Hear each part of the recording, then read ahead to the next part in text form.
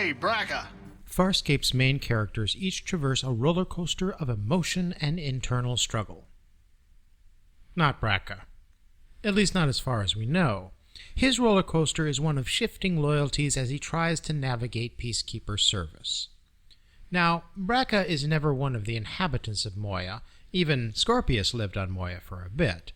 Braca is a Peacekeeper, a cog in their war machine. In the original series, he is always someone's second. Like Scorpius, he is a survivor. The actor who played Braca, David Franklin, says that if the series hadn't been unjustly cancelled, it would have given us some of Braca's backstory. Absent that, though, we can still ask what kind of person is Braca, and how can we understand his apparently shifting loyalties from Season 1 through the Peacekeeper Wars and into the comic books. And beware, spoilers galore in this one. So if you haven't watched Farscape yet, watch Farscape, watch Farscape, watch Farscape. We first see Braca in the episode Bone to be Wild as Crace's number 2 after Lieutenant Teague's untimely demise. But we don't learn Braca's name until 13 episodes later when Scorpius mentions it. We never hear Braca's first name until the penultimate episode of the original series. Braca becomes Scorpius's number 2 after the half-breed ousts Crace. Braca rolls with the change. Whether he likes it is irrelevant because... Do you know why you're my second in command, Braca? No, sir. Because you don't ask questions. Then, when Scorpius is ousted by Graza, Braca becomes her number 2. During the first 3 seasons of the original series, he seems to be the lapdog of whomever is in charge at that time. He's there, a tin soldier taking orders. It is in Season 4 that Braca starts to develop a story. As Graza's number 2, he increasingly faces a dilemma of to who and what he is loyal. We are deprived of hearing Braca's own thinking, but we can piece together a bit of his conflict. Braca becomes a captain, we can assume promoted by Graza to replace Scorpius. There is this deleted scene from Crichton Kicks in which he tells off Scorpius. Congratulations, sir. Captain, sir. Thank you, officer. I've never doubted your capacity for survival, Lieutenant. Still, I have waited patiently for a display of true understanding to accompany them. I understand you no longer have a ship to command. And so I still wait. She's an intelligent woman. She may surprise you. Graza is a manipulator who has risen far beyond her station thanks in part to skills that have no counterpart in a profession such as ours. If her skills include not losing a command carrier, I will serve her faithfully. You will not pursue this matter. You will obey my... Suggestion? You are no longer in a position to give command, Scorpius. Good day. Graza is listening in, and Braca probably knew that. Later, Braca plays the part of tormentor of Scorpius. Again, Graza is hovering over. But then there's this scene with Scorpius in Moya's core in the episode Kansas.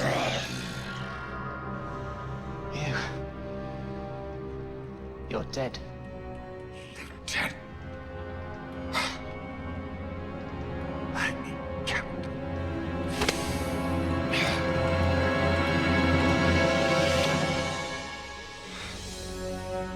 Well done. It's good to see you, sir. Does Graza know you're my spy? No. But she'll figure it out when she discovers you're alive. She must never find that out. We've got to stop her. She's organizing a peace initiative with the Scarans. They're using her.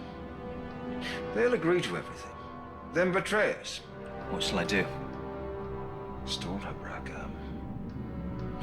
I'm not given to exaggeration, but the future of Peacekeeper survival depends on you.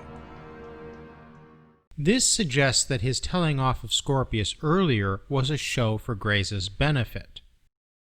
Braca's opposition to Graza does not preclude him from following her orders.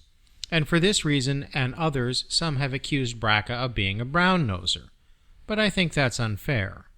By that logic, isn't Aaron Sun also a brown-noser? Remember, Aaron didn't leave the Peacekeepers voluntarily. She was thrown out. She turned in Velarek to get a better assignment, and she once sucked up to Crais as much, if not more, than Braca ever did. Like Aaron, Braca was a cog in the Peacekeeper war machine. Like Aaron, Braca was the best Peacekeeper he could be. He did what he needed to do to survive. Also like Aaron, Braca believes in and is loyal to the higher ideal of justice. The Peacekeepers did not live up to their name. They only knew how to enforce peace at the muzzle of a gun. How much Braca buys into the Peacekeepers' alleged mission is not entirely known, but we do learn something in We're So Screwed.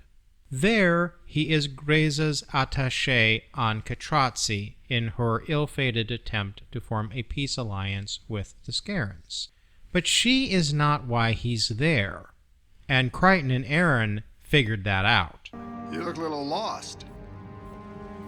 Does Mummy know you're here? Does Mummy know he's Scorpius' boy? Oh no, Mummy doesn't know.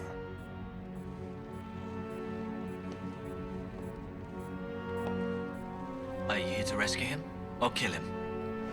Their taunting is not fair. Understandable is their distaste for Braca siding with Scorpius, but given the alternative, Greiza, Braca's choice makes sense. Braca is ultimately loyal to the men and women of the Peacekeepers. He can see that Greiza's chosen path is foolish and wouldn't stop the Scarens from attacking. Right or wrong, Braca sees no better alternative to save lives than Scorpius' strategy to develop a wormhole weapon. Braca's distrust of Greiza is confirmed when she gives orders to break the truce and attack the Scarens. Braca, facing the toughest possible dilemma for a second-in-command, relieves her of command. So the men and women of this vessel must pay for your miscalculation with their lives. It's for the greater good, Captain. And we shall all be remembered as heroes. Commandant Greiza, under Article 6, Rulu, Uniform Code of Admiralty Conduct, Section 19. Due to a state of incapacitation of judgment displayed in multiple encounters under stress, I hereby invoke the transfer of command and relieve you of duty immediately. In this true test, Braca was not a brown-noser. He chose the lives of the men and women who serve under him over the vainglory of honor and blind obedience. After Greiza is deposed, Braca returns to being Scorpius' number 2. Braca fights alongside the others on Kyaga. It is here that he seems to come to a realization. It is only much later in the comic books that he is able to speak his own mind freely. Then, later still, we finally hear his internal dialogue. One could interpret his thoughts as self-serving, though he echoes something Aaron once said, that service and promotion was her highest ambition. Perhaps that is all to which a peacekeeper could look forward. But Braca again shows us that, like Aaron, his career ambition was to serve a higher mission.